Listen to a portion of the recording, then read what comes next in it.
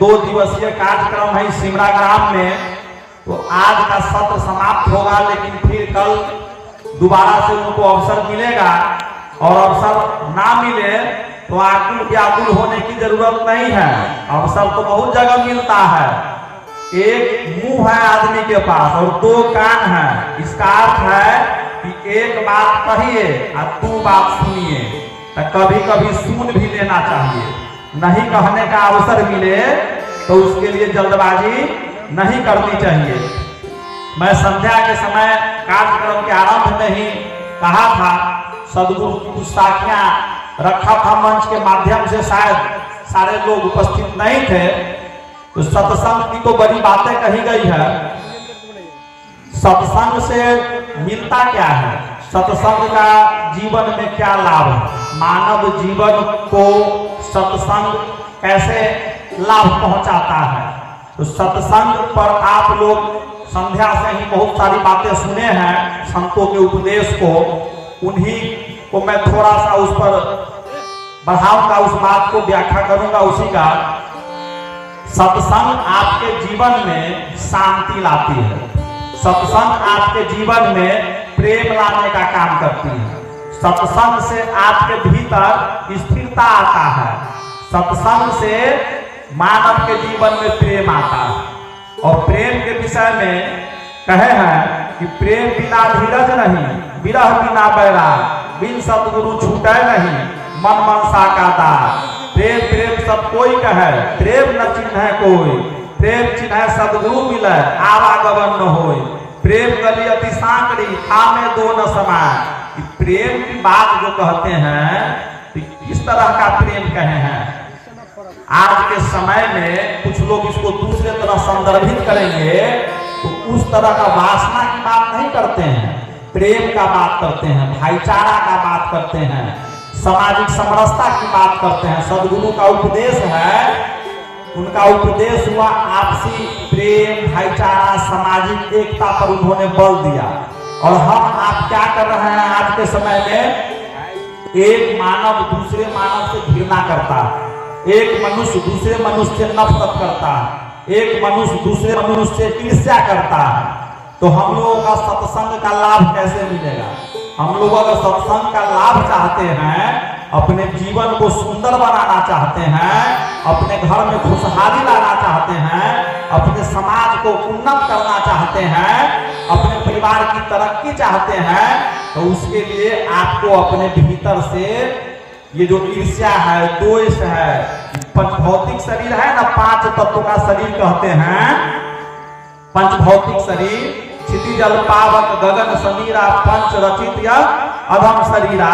इस 5 तत्व के शरीर में दुर्गुण है, लोभ, मोह, काम, क्रोध, अहंकार का विकार भरा हुआ।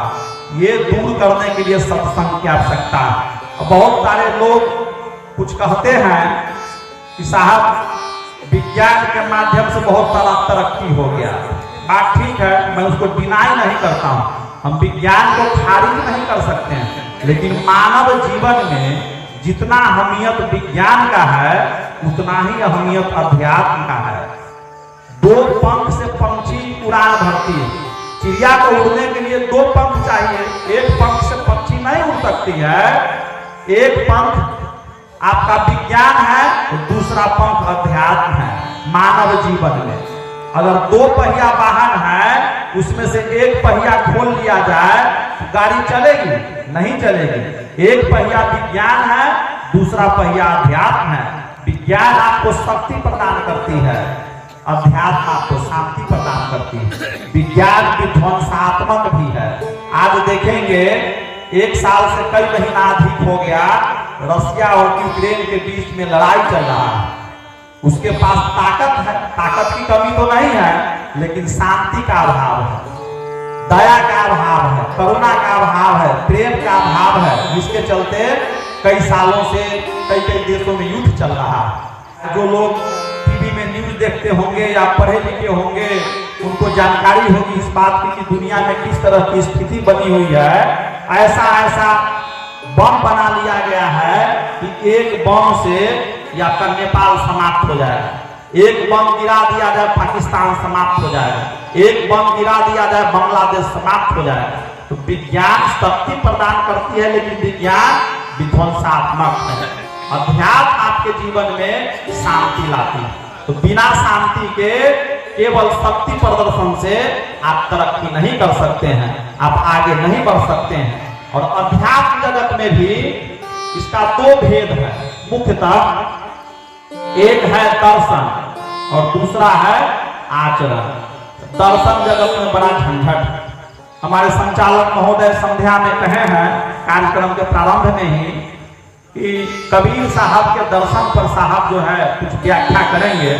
तो कबीर साहब के दर्शन पर व्याख्या करने के लिए तो बहुत समय लगेगा और भूख भी जो है तंग करने लगता है लोगों को। साहब की वाणी है कि कबीर क्षुधा कुकरी करत भजन में भंग वाको टुकड़ा डारी के सुमिरत करू सुरंग। भूख जो है आदमी को व्याकुल कर देता है। अब देखते नहीं है कि सत्यनारायण भगवान सबका पूजा होता है, पंडित जी अगर 3-4 सटा में हो तो आते हैं 1-1:30 बजे तक, जजमान कहते हैं जल्दी जल्दी करियो ना पंडित जी। तो पहला पतरा का पहला पन्ना अंतिम पन्ना पढ़ देना हो गया जल्दी से। उसको तो भूख पर ध्यान रहता है, भक्ति उसमें कैसे हो। मानव जीवन का इतिहास विशेष है 3,70,000 करोड़ वर्ष पहले का, आज की बात नहीं है। और मनुष्य जीवन में लगभग ले दे करके अध्यात्म का जितना भी जो भी आपको जानकारी प्राप्त हुआ है मानव को 5,000 वर्ष का है। कहाँ 3,70,000 करोड़ वर्ष और कहाँ 5,000 वर्ष।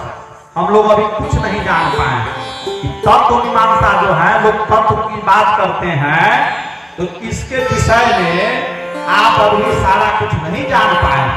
इसके लिए जानने के लिए अभी बड़ा लंबा अवधि हमको लगता है खर्चना पड़ेगा, बहुत बड़ा समय चाहिए उसके लिए। लेकिन आचरण जगत में कहीं कोई झंझट नहीं, निर्विवाद। दर्शन जगत में झंझट है, द्वैतवाद, अद्वैतवाद, चेतनावाद, आपको जड़ा द्वैतवाद, बड़ा झंझट है उसमें पचड़ा है। सबों का अलग अलग मत हुआ है उसमें, सारे दार्शनिक का मत एक नहीं है, अलग अलग मत है। अब जैसे आपको ये आदि शंकराचार्य अहम ब्रह्मास्मि कहते थे, सबका अपना अपना विचार हुआ, लेकिन आचरण जगत में आचार पक्ष में झंझट नहीं है, आचार पक्ष निर्विवाद।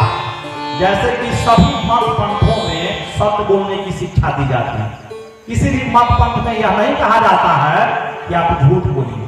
सभी मत पंथों में ईमानदारी से जीवन जीने की शिक्षा दी जाती है। किसी भी मत में, किसी भी मजहब में यह नहीं सिखाया जाता है कि आप चोरी करिए। सभी मत पंथ में यही शिक्षा दी जाती है कि आप जो है व्यभिचार ना करें। नारियों के लिए, अब जैसा कि नारी पर ही बहुत सारी बातें हुई हैं, आप लोग संध्या से ही सुनते आए हैं। तुलसीदास जी लिख दिए कि एके धर्म एके व्रत नेमा, काया वचन मन पति पद प्रेमा। नारी के लिए एक ही धर्म है, एक ही व्रत है। अगर पति का तन मन धन से सेवा करती है उसका सब पूजा हो गया, सारे देवताओं की पूजा हो गई। लेकिन विडंबना है समाज में, देखने को मिलता है। हम एक दिन देख रहे थे वट वृक्ष का, वट सावित्री होता है, शायद कोई त्योहार होता है। सारे त्योहारों के बारे में हमको ज्यादा जानकारी भी नहीं है, लेकिन कुछ कभी देखते हैं घटना घटित हो रही है तो किन्हीं लोगों से पूछ लेते हैं। लोग बताते हैं कि साहब ये आज जो है आज इस तरह का ही व्रत है या कार्यक्रम है, अमुक व्रत है। तो उसमें देखे कि लोग बद्धी लपेट रहे थे वृक्ष को और उसको हवा कर रहे थे, पंखा झेल रहे थे। और अपने पति देव हैं, दिन भर खेत में काम करके आएंगे तो उनसे सही ढंग से बात नहीं करेंगे। बहुत बड़े आपको नीतिविज्ञ हुए चाणक्य, उन्होंने कहा, इसमें कहे कि जिसकी पत्नी क्रोधी स्वभाव की हो, जिसकी भार्या पत्नी को कहते हैं, और क्रोधी स्वभाव की, पति कहीं से थका मांदा आया, काम करके आया, बहुत सारा टेंशन होता है। क्योंकि हम लोगों के समाज में पुरुष वर्ग के ऊपर जिम्मेदारी ज्यादा होती है बाहर की, और घर में भी ऐसा नहीं है कि हम महिला को निगलेक्ट कर सकते हैं, उतनी ही भूमिका महिला की भी है। आप बाहर करते हैं तो घर चलाती है, घर में वो सही से नहीं चलाए तो आपके बाहर कमा लेने मात्र से नहीं हो जाएगा। आप खेत से अनाज उगा कर लाते हैं, लेकिन घर में अगर उसका सही से देखभाल नहीं हो, उसको रखा नहीं जाए अच्छे ढंग से, तो वह अनाज आपका सड़ गल जाएगा। तो दोनों का भूमिका बराबर है। तो उसमें कहने का भाव है कि अगर पति कहीं से आया, किसी तरह की परेशानी है और घर में पत्नी है, अब क्रोधी स्वभाव की हो, आते के साथ में बुरा भला कहना शुरू कर दे, सारा दुखड़ा लेकर के बैठ जाए, समस्याओं का बखान करने लग जाए, बताइए वो व्यक्ति कभी सुखी रह सकता है? कभी सुखी नहीं रह सकता है। अभी हाल में दुर्गा पूजा समाप्त हुआ है। शक्ति संवर्धन का पर्व है दुर्गा पूजा, और नारी साक्षात शक्ति का स्वरूप है, शक्ति रूपा है, साक्षात शक्ति है।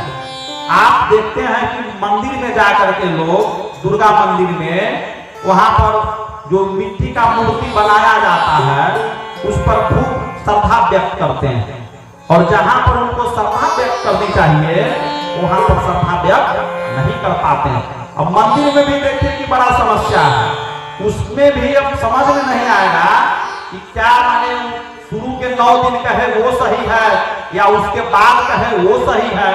अब शुरुआत में आप देखेंगे कि मंदिर सब में, दुर्गा मंदिर में दुर्गा पूजा प्रारंभ होता है तो पहले दिन से ही मानस शुरू हो जाता है। वहां पर रामायण पाठ होता है, सिया राम मैं सब जग जानी, करहु प्रणाम जोरी जुग पानी। उसके बाद क्या कहते हैं, मंगल भवन अमंगल हारी, द्रवहु सुदशरथ अनिल बिहारी।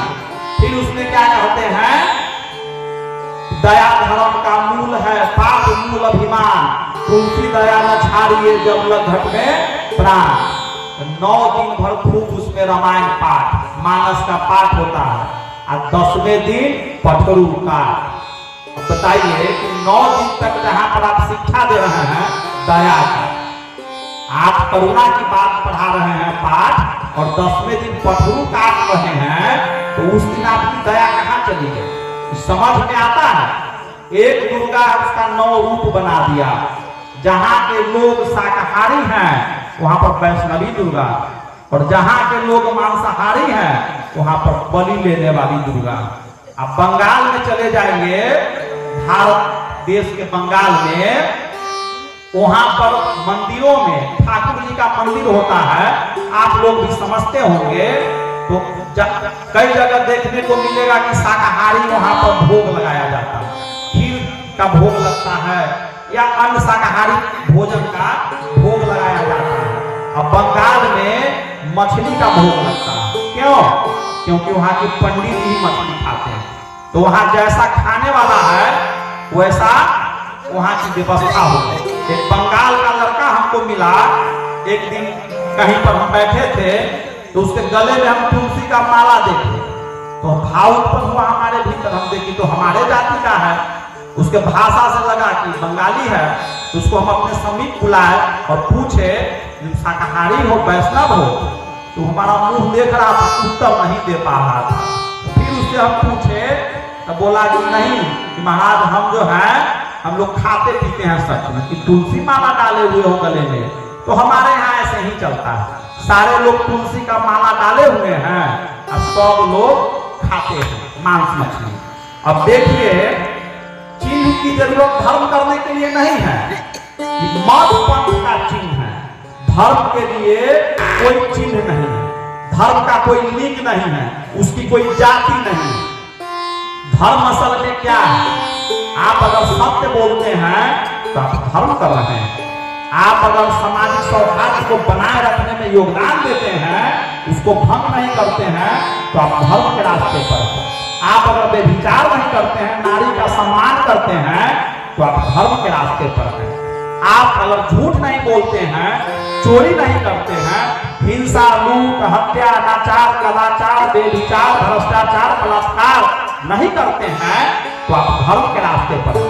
लेकिन विडंबना है कि आज के समय में सारे लोग सारे कृत्यों को करते हुए और मंदिर में जाते हैं, टीका लगाते हैं, घंटी बजाते हैं, अब 501 चढ़ाते हैं, समझते हैं कि हम धर्म कर रहे हैं, लेकिन असल में असली धर्म को छोड़कर नकली धर्म को किए जा रहे हैं।